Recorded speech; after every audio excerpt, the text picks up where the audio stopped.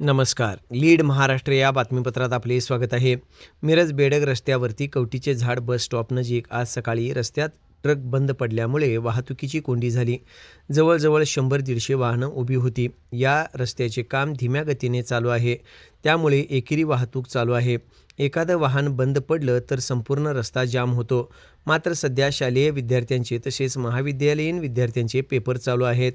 परीक्षेचा कालावधी आहे. यातच वाहतूक ठप्प झाल्यामुळे विद्यार्थ्यांची एकच तारांबळ उडाली. यावेळी रस्त्याचे काम करणारे कॉन्ट्रॅक्टर यांनी संबंधित ठिकाणी वेळेवर येऊन पर्यायी मार्ग देणं अपेक्षित होतं, मात्र ते वेळेवर येऊ शकले नाहीत.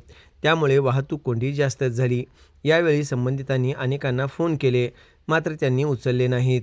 यामध्ये कॉन्ट्रॅक्टर यांनी त्वरित येऊन पर्यायी मार्ग करून देणं अपेक्षित होतं, मात्र वाहतूक कोंडी जास्त झाल्यामुळे वाहनांच्या लांबच लांब रांगा लागल्या. यामध्ये स्थानिक नेते मंडळी यांनी लक्ष घालणं अपेक्षित आहे, मात्र असं होताना दिसत नाही. ही शोकांतिका आहे. स्थानिक नेते मंडळी नागरिकांचे फोन उचलत नसल्यामुळे अनेकांनी नाराजी व्यक्त केली आहे.